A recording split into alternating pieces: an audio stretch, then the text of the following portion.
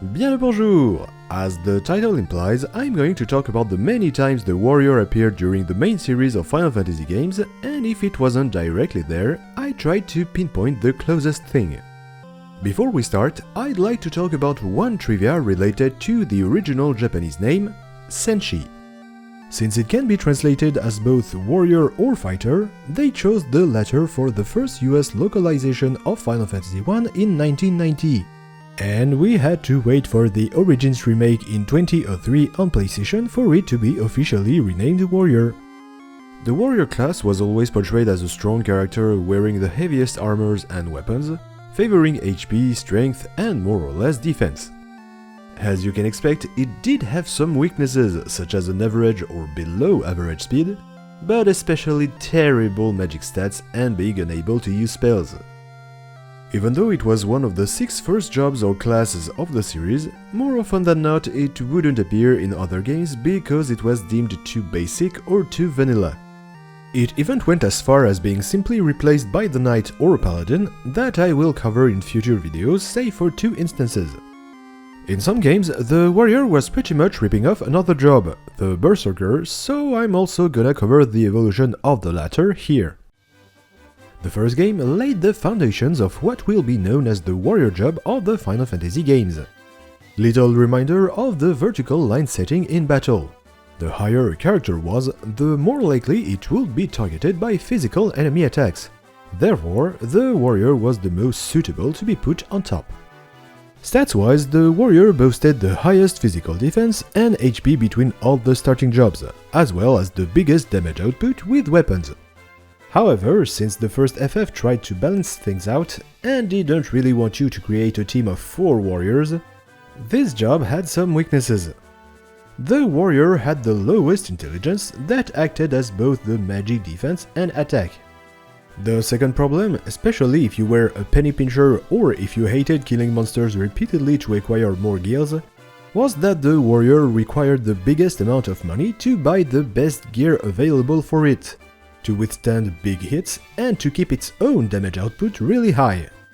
But since you also leveled up your characters in the process, it's hard to consider this as an issue in the end, especially for an RPG. Last things to add, this time about the original NES sprites.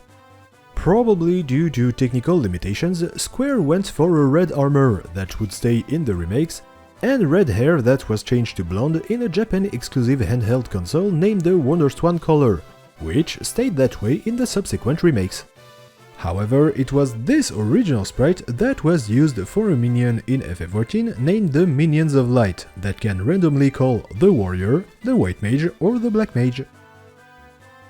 A bit more subtle this time, the main antagonist during the Warrior story in FF14 until level 50 also has more or less unkempt red hair, which is harder to tell for his little brother that never takes off his helmet. The warrior, just like the other jobs, could be upgraded at some point in the game into a knight. I'll cover that part in a future video.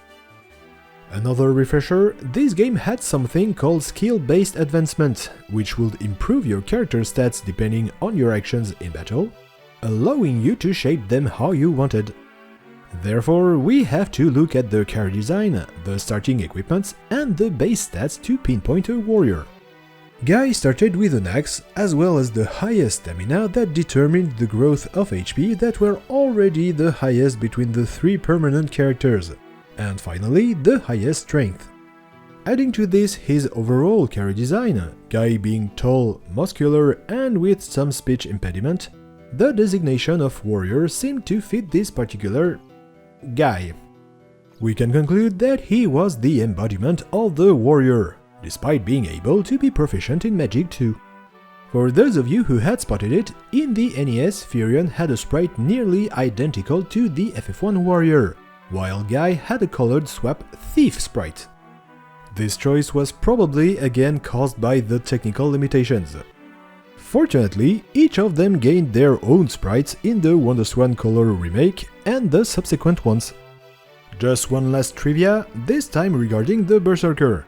There wasn't any character or class, but it was the first time this status appeared, although it was actually a big physical damage buff that could also be stacked without negative effect. Back to the job system, and just like in the first game, between all the first jobs you could unlock, the warrior had a big HP pool, high strength, and was able to wear the heaviest armors as well as a variety of weapons. In the original version, it became useless once you unlocked the second batch of jobs, since the knight was better in every way, save for the more restrained choice of weapons. In the DS1, the warrior saw its stat boosted so it could be used throughout the game and got itself a new exclusive skill, Advanced. This skill was an improved attack, hence the name, that would sacrifice your physical defense to deal more damages until your next turn. The damage inflicted and received were boosted by the warrior job level. Wait, I wasn't done yet!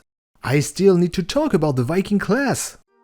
If you went far enough in the Shadowbringers expansion of Final Fantasy XIV, you may recognize the sprite's influence on the level 78 armor's design, especially the one for the tanks, which makes a lot of sense considering what this class was capable of. This job could only equip axes and hammers as weapons, another point in common with the warrior in FF14, although the hammer is just a skin. It could wear the heaviest armors as well as most of the shields, which granted it the almost highest defense in the original NES version. In the 3D remakes, its defense was toned down, but it got an exclusive skill named Provoke. After using it, the target will have its physical defense reduced and will more likely attack the Viking that provoked it. The chances of drawing attention could go up to 100%, while the defense debuff could reach -50% at level 99. Knowing that Provoke always had the initiative over even enemies' skills, it was extremely handy when the Viking was set in the back row with 2 shields, making it the most resilient tank of the game, which turned out to be its only real selling point since it was the slowest class and had an average strength. Unfortunately, despite a lot of diversity and some of the characters being able to wear heavy armors, none of them was a warrior, even in Interlude and the After Years. Paladin, Dark Knight, Dragoon, I'll cover them in other videos. The Berserker status came back after its noticeable absence from the previous game. Increasing strength by 50%, it also had for the first time the adverse effect of making the victim impossible to control anymore, and it would only use the attack command on random targets. This issue will become a staple of this status in all of the other games, save for some cases that I won't forget to mention. As weird as it sounds, there was no warrior despite the job swapping system making a comeback. There was, however, a job that got really close, the Knight, that could equip shields, armors and swords, and pass these as abilities to other jobs respectively at level 4, 5 and 6. At level 3, it would unlock the two-handed ability, allowing you to ignore your shield slot so you could use your weapon with both hands, which meant sacrificing defense to deal significantly more damages. Throwback to the Knight jobs of FF1 and 3, it wasn't able to directly use white magic though. Finally, I can't ignore the first appearance of the Berserker job. Although it was able to wear the same protections as the Knight, sadly it could only equip knives as well as the axes and hammers, on top of having just 2 job levels. Berserk, the passive ability associated to the class by default, that could be transferred at level 1 and worked exactly like the status in FF4. Equip axes at level 2, no need to dwell on that. I'll get back to the other abilities in the Paladin video, which was the name chosen in the French localization. No warrior again, the two-handed ability was unlocked through a relic, the Gauntlet, although not all weapons were concerned. The heavy armors could only be worn by those few characters. What about the Berserker then? Outside of the exact same status as FF4 and 5, there was a hidden character called Umarro that acted the same way as the Berserker job in the 5th. It was even hairier since it was a Yeti. It had the highest base values of HP, strength and defense, but you could not change its equipments that included a bone club and a snow scarf. As opposed to the previous games, it could execute a skill other than a simple attack, body slamming the opponent to deal a bit more damages. Okay, I'm pulling your leg. You could at least change its accessories or relics. Two of them even granted Umaro new abilities: the Berserker Ring and the Blizzard Orb. The first granted it the ability to throw an ally on an enemy, and the second gave it an AoE ice spell hitting every opponent. Huh, magic. That was new. If only it didn't use those skills randomly. Talking about randomly using abilities, how about we take a look at the character Gau? Between the Berserker and the Blue Mage, this wild boy had a skill, only available in one part of the world, named Leap, that made him disappear from the party for a few fights. He would then learn new rages that depended on the monsters you fought when he left and when he came back.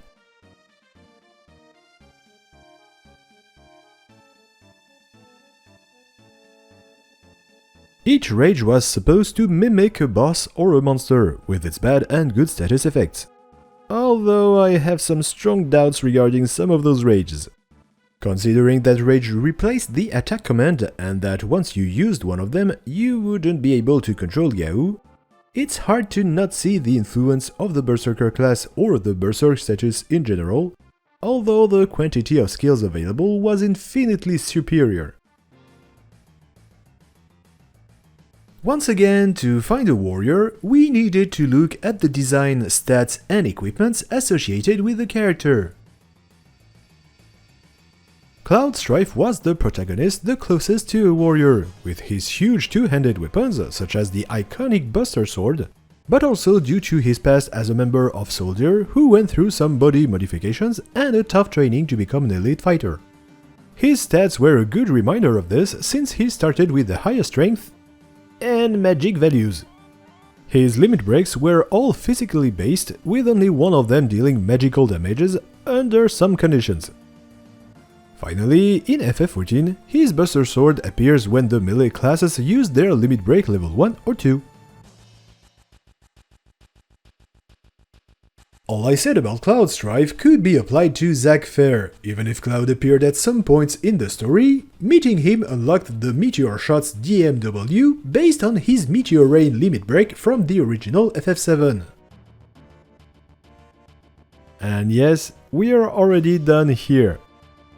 Even though each of the original cast members of FF7 made an appearance throughout the game, you could never control a warrior.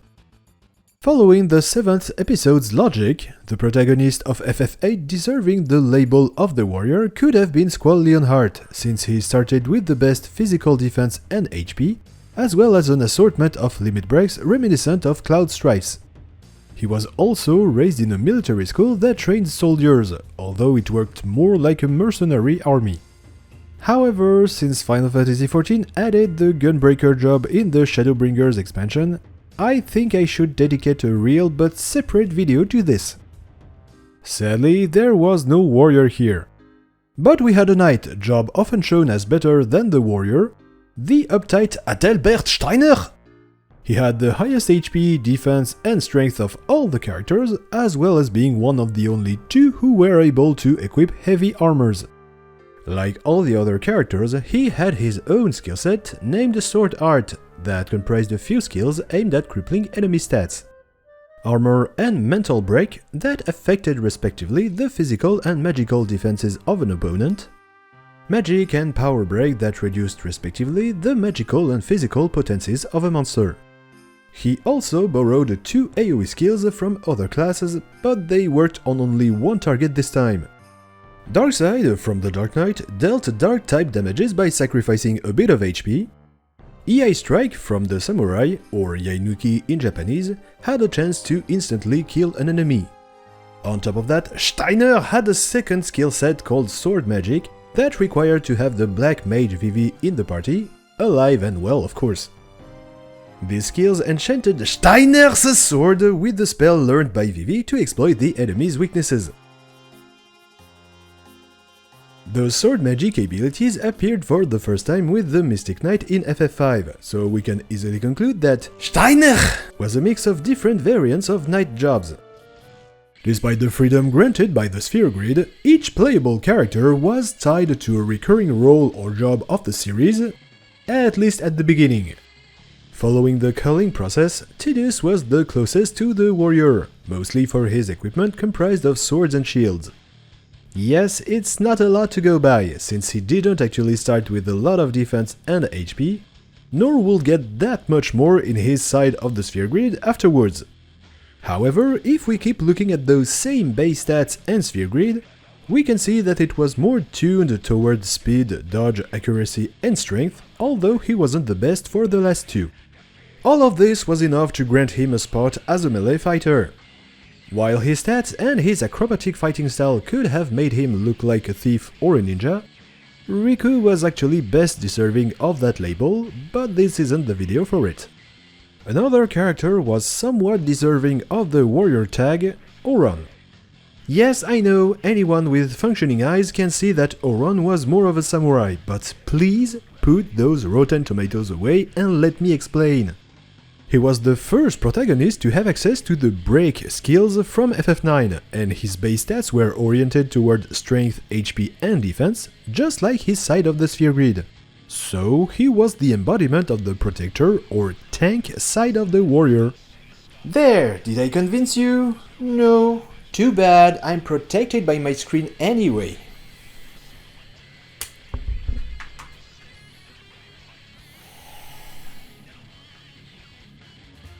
The warrior was one of the 4 dress spheres available at the beginning, and Pain had her warrior dress sphere as default design out of encounters.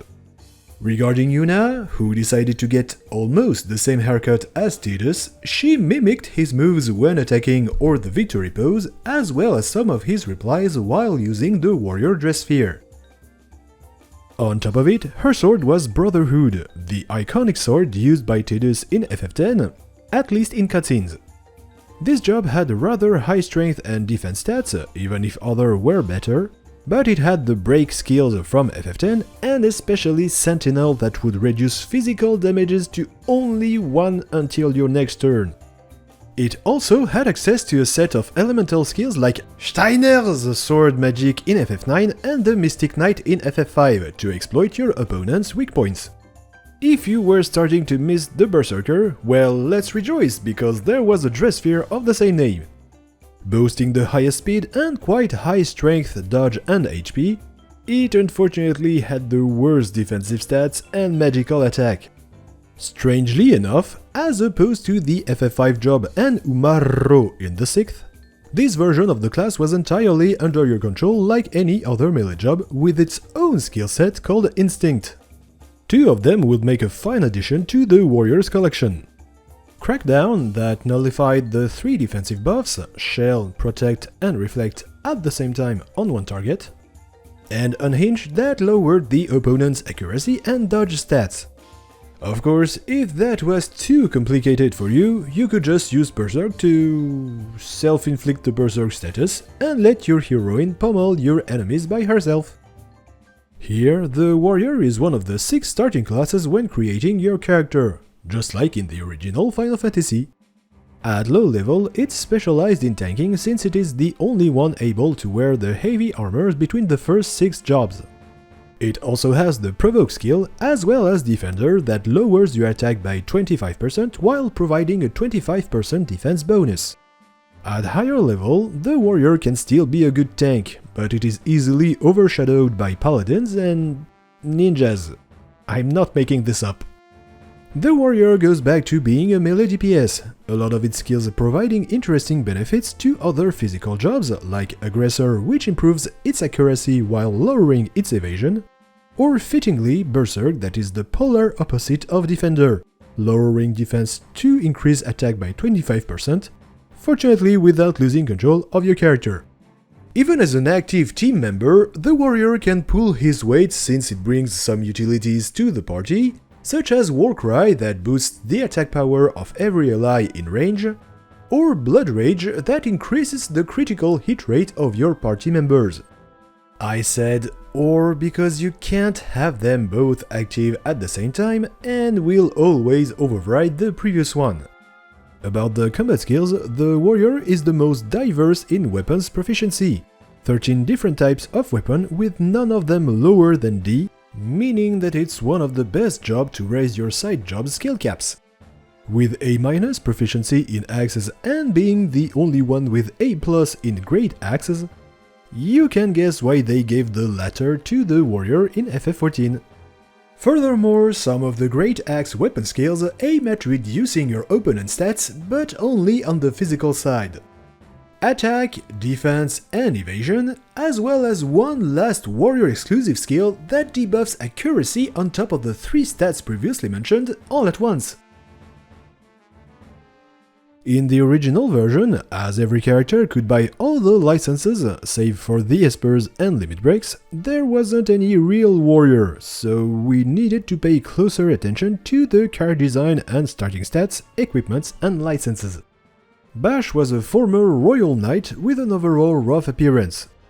He started with the highest HP and strength, as well as having already unlocked the licenses of axes, heavy armors and shields.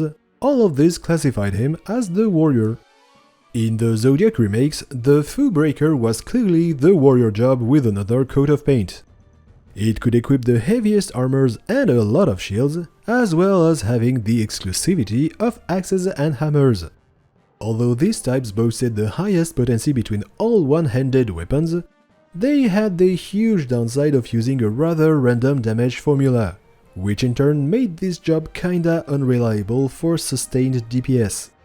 Its third weapon, the hand bombs, wasn't so much better since it had a similar damage formula to the first two, and to make things worse, you needed both hands, leaving you without the protection of a shield.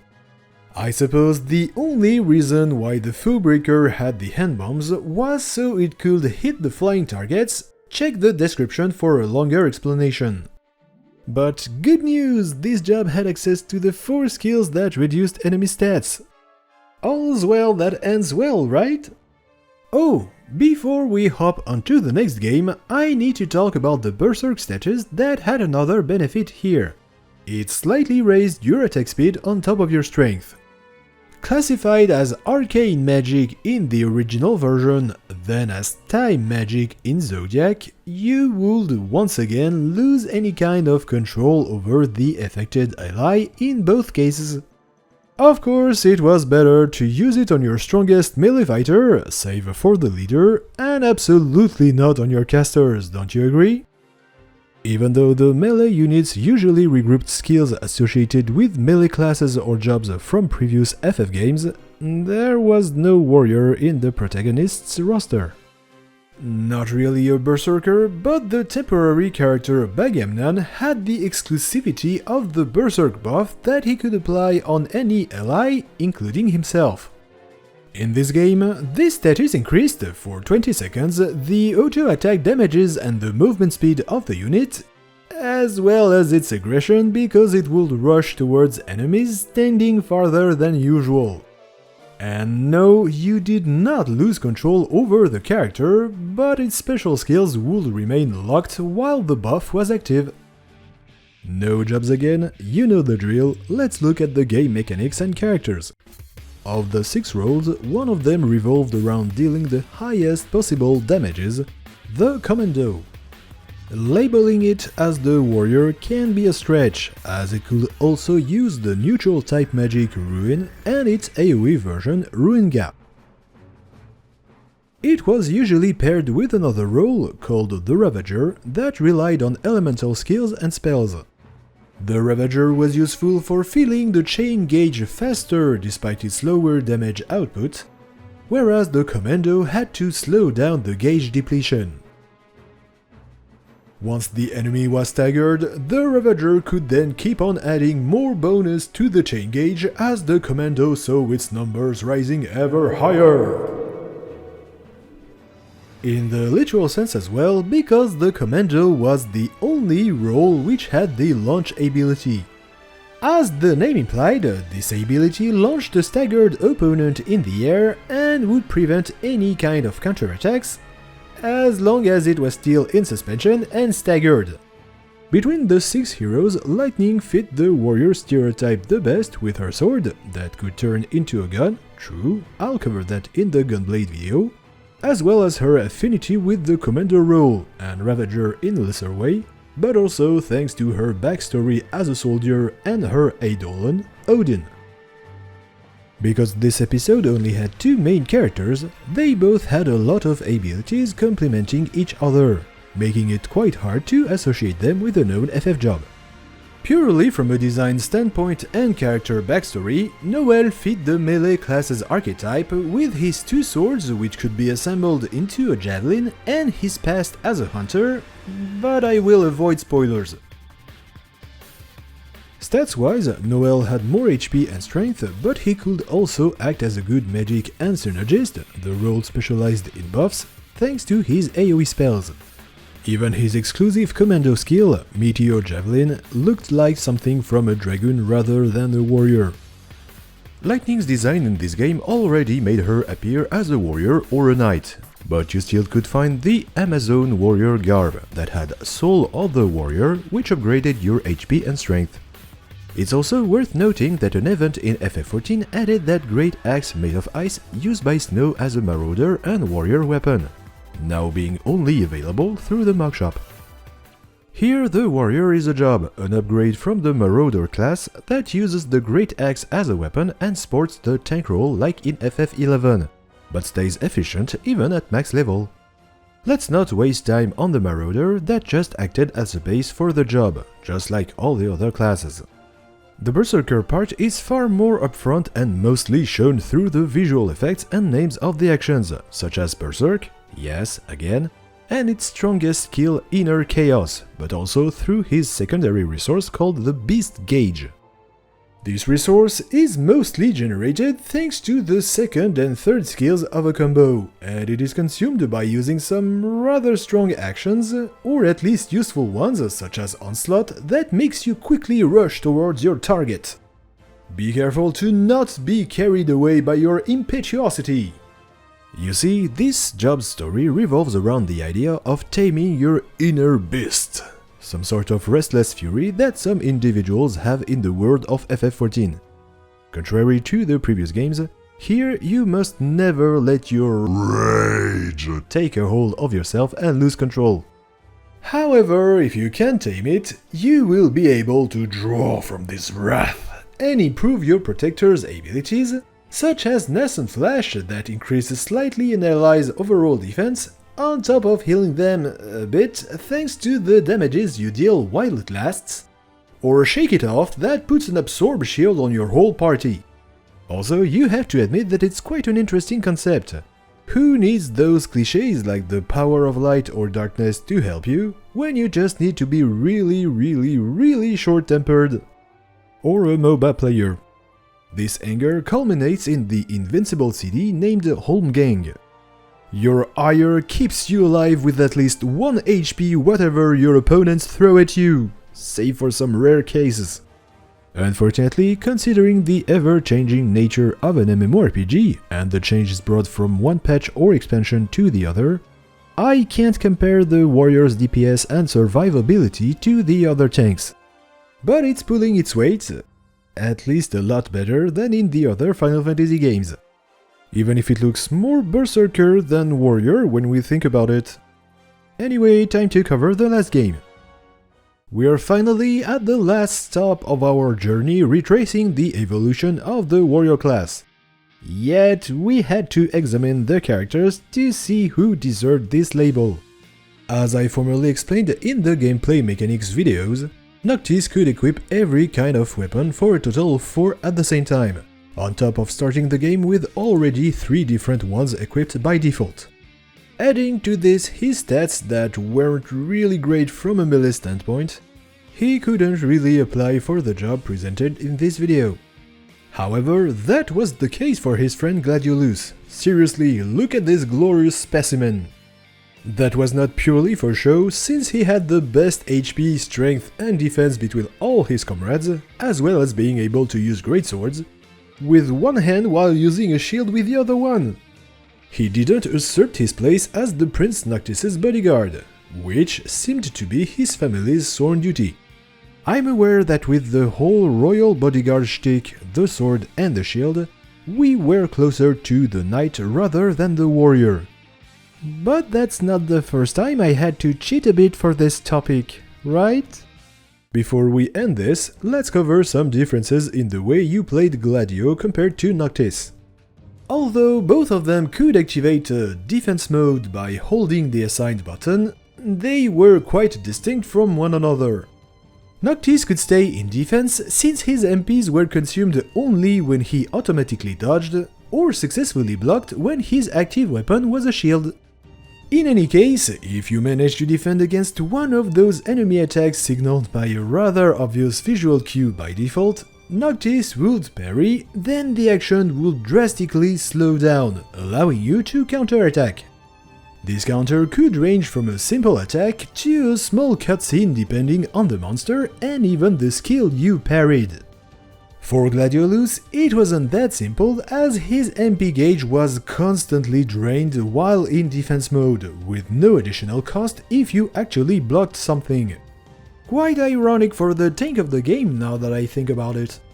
There was no visual cue either, but this actually meant that you could parry every enemy skills with the right timing, unless they had the unstoppable buff, and therefore follow up with a counterattack. If you feel like this was too much work, well, there was an additional benefit to Gladio's more demanding playstyle. Whenever he was hit, whether you blocked or not, he would gain a DPS buff stacking up to 4 times the damages, and it decreased slowly over time in battle. So you had to juggle between blocking to keep the buff and attacking, but parrying would increase the bonus far more than passively waiting in defense mode or getting directly hit. This damage boosting mechanic was called Rage. Okay, I'll stop doing that.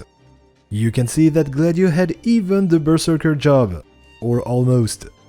Second and last important mechanic, the Valor gauge. Not that it was a real innovation, because it was basically a limit break feature. Whenever you managed to hit your targets, it would fill up, and once you reach some thresholds, you could use a special skill that would completely deplete the gauge. The skill depended on the amount of rage and how much you progressed in the episode Gladiolus DLC. Small funny anecdote, or not, the French localization actually called that second mechanic Rage Gauge, while they called the first one the damage rate. And that's all I had to say on the evolution of the Warrior and the Berserker, and the Knight sometimes too, through the main Final Fantasy games. We can see that although the Warrior had a rough start, often acting as the first step towards better classes, it managed, thanks to the brave sacrifice of the Berserker, to make its way up in the big league. At least in the MMORPG episodes. Thanks for your time and making it this far. Prenez soin de vous et amusez-vous bien.